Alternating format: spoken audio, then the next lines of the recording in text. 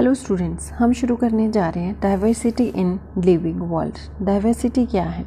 नाम से ही पता चल रहा है, डाइवर्सिटी मतलब विभिन्नता।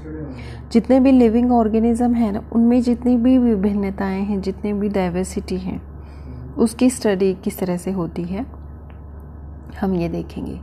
ठीक है, साइंटिस्ट ने ऐसे रूल्स, ऐसे प्रिंसिपल्स डेवलप किए हैं, इवॉल्व किए हैं, जिससे हमें आइडेंटिफिकेशन करना, उनका नोमेनक्लेचर करना, उनका क्लासिफिकेशन करना, ठीक है, ये तीनों आसान हो जाते हैं। तो जो बायोलॉजिकल डाइवर्सिटी है वो क्या है? जो डाइवर्सिटी एग्जिस्ट कर रही है डिफरेंट ऑर्गेनिजम्स के बीच में, बहुत सारे ऑर्गेनिजम्स हैं, उनके बीच में डाइवर्सिटी एग्जिस्ट करती है, उसे बोलते हैं बायोलॉजिकल डाइवर्सिटी। उसकी अगर डेफिनेशन अगर आपको देनी हो तो diversity existing among all living form of organisms found on earth is biological diversity. यहाँ पे क्या होता है, millions of plant and animals हैं, और हर एक जियोग्राफिकल जो एरिया है उसमें क्या होता है, ये जो प्लांट और एनिमल्स हैं ये इनके अलग अलग सेट होते हैं according to flora geographical region. ठीक है, उसके बाद सिस्टमेटिक क्या होता है? ये स्टडी है डाइवर्सिटी की उनके इवोल्यूशनरी इंटर रिलेशनशिप के बेस पे। सभी लिविंग ऑर्गेनिज्म की स्टडी है उनके इवोल्यूशनरी इंटर रिलेशनशिप पे, और ये सिस्टमेटिक अरेंजमेंट है ऑर्गेनिजम्स का ऑन द बेस डिफरेंट जो फील्ड्स हैं उसी के बेस पे इनका सिस्टमेटिक अरेंजमेंट है। ये कौन से हैं? ये हैं identification, classification and nomenclature. Identification को हम किस तरह से समझेंगे? जो आइडेंटिफिकेशन होता है, नाम से ही पता चलता है कि हम किसी भी ऑर्गेनिज्म का उनको आइडेंटिफाई कर रहे हैं। इसका एम एक्चुअली क्या होता है कि हमें आइडेंटिफाई करना, उसे करेक्ट नेम देना, उसे सही नाम मिलेगा तो ही ये जो सिस्टमेटिक स्टडी है वो हो सकती है। उसके बाद इसकी करेक्ट पोजीशन क्या है, उस ऑर्गेनिज्म को किस कैटेगरी में रखना है। जो ऑलरेडी एस्टेब्लिश्ड हो चुके हैं क्लासिफिकेशन, उनके बेस में इसकी पोजीशन, किसी भी ऑर्गेनिज्म की पोजीशन करेक्ट होनी चाहिए।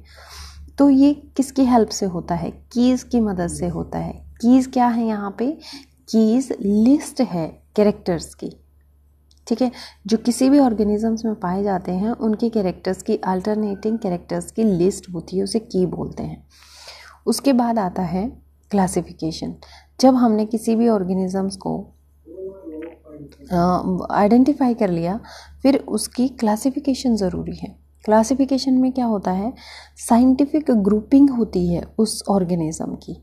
जो ऑर्गेनिज्म हमने आइडेंटिफाई कर लिया था, अब हम उसको साइंटिफिक ग्रुप में रखेंगे, कन्वीनियंट कैटेगरी में रखेंगे, आप कह सकते हो टैक्सा में रखेंगे।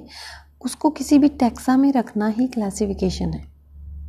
जो इजीली ऑब्जर्वेबल कैरेक्टर्स हैं, फंडामेंटल कैरेक्टर्स हैं, उनके बेस पे उसको टैक्सा में रखना, किसी कैटेगरी में रखना क्लासिफिकेशन होता है। तो जो वेरियस कैटेगरीज हैं, जैसे किंगडम है, फिर फाइलम है, फिर क्लास है, ऑर्डर है, फैमिली है, फिर जीनस है और स्पीसीज़ है।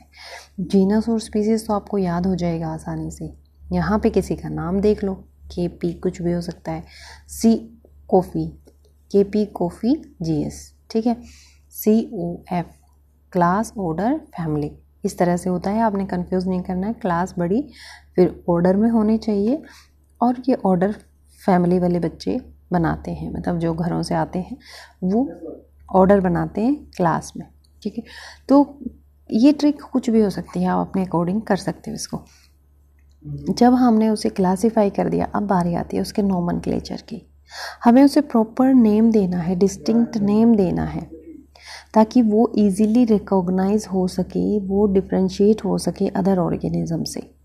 तो यहाँ पे 5 कोड ऑफ नोमेनक्लेचर हैं, 5 कोड ऑफ नोमेनक्लेचर। IC जहाँ पर भी आपको दिख रहा है IC, उसका मतलब है इंटरनेशनल कोड। आपको एग्ज़ाम में अगर कहीं मिलेगा तो IC मतलब इंटरनेशनल, क्योंकि ये जो नाम है ये पूरे वर्ल्ड में इसी नाम से जाने जाते हैं। साइंटिफिक नेम है, इंटरनेशनल है। ठीक है, ऐसा नहीं है कि आप हिंदुस्तान में, इंडिया में कर रहे हो तो वो पाकिस्तान में नहीं पहचाने जाएंगे। ये इंटरनेशनल है। IC का मतलब इंटरनेशनल कोड। ठीक है। जो 5 तरह के वो हैं, यहाँ पे BN देखिए, international code of botanical nomenclature, ये बोटेनिकल, ये zoological nomenclature, international code of viral nomenclature, international code for nomenclature of bacteria, ठीक है, international code of nomenclature for cultivated plant.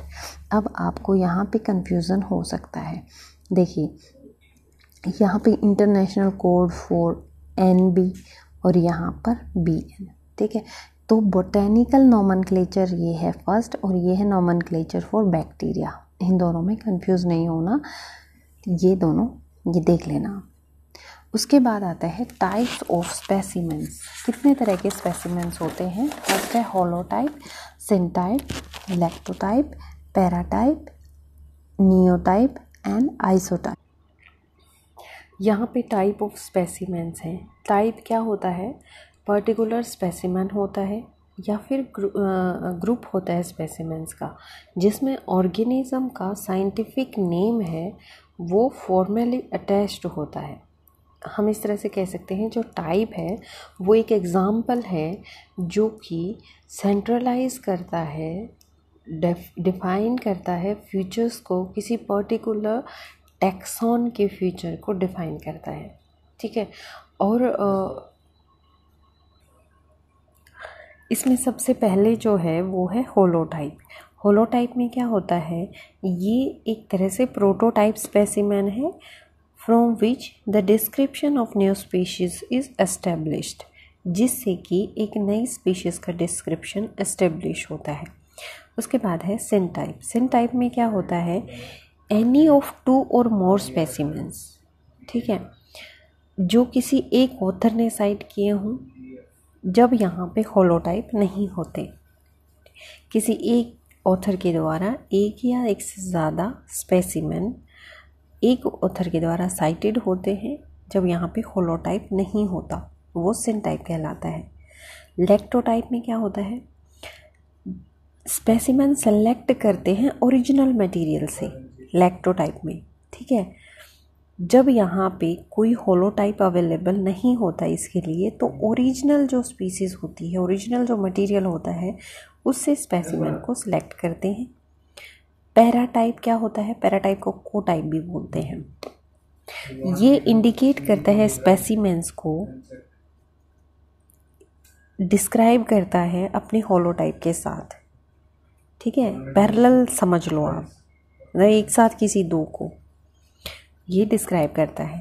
नियोटाइप क्या होता है, न्यू नॉमेनक्लेचर टाइप है ये एक तरह से, होलोटाइप इसमें भी अवेलेबल नहीं होता। आइसोटाइप और टोपोटाइप क्या होता है, ये आइसो मतलब सेम है, किसके किसके जैसा है, सेम या डुप्लीकेट कह सकते हो आप, होलोटाइप का डुप्लीकेट है ये। इस पार्ट में सिर्फ इतना ही। नेक्स्ट में हम करेंगे साइंटिफिक और टेक्निकल नेम्स किस तरह से करते हैं। Thank you for watching Life Science Cafe.